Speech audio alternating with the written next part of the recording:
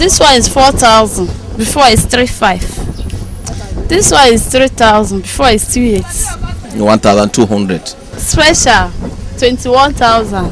Prices of food has continued to increase across the country. The committee set up by federal government to address the rationale behind rising cost of food had identified the hike is occasioned by the high cost of transportation. Minister of Agriculture Audu Ogbe, who disclosed this at the end of Federal Executive Council meeting, said the federal government had decided to commence the transportation of food through rail. Against this backdrop, some residents did not welcome the idea, but rather advised the federal government to reduce price of diesel and fuel, since food items are generally moved across Nigeria with trucks which use diesel, an item which is now very expensive.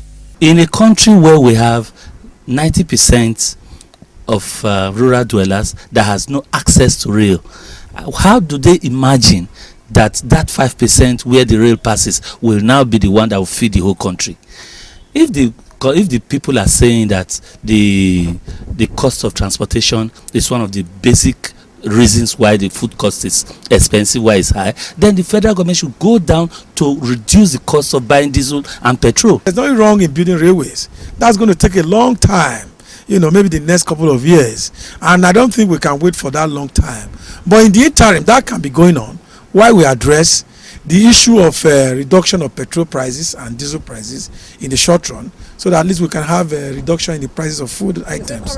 I think that the really cost of things in the market is not because of you bringing railway or transportation. It's not really transportation. If we can regularize our dollar, if we can work on our dollar, the dollar rate is very, very high. A bag of rice was 20,000, 20 something. It's still the same price. And these things have been bought by the dollar. They import these things in. There's only Nigeria is producing.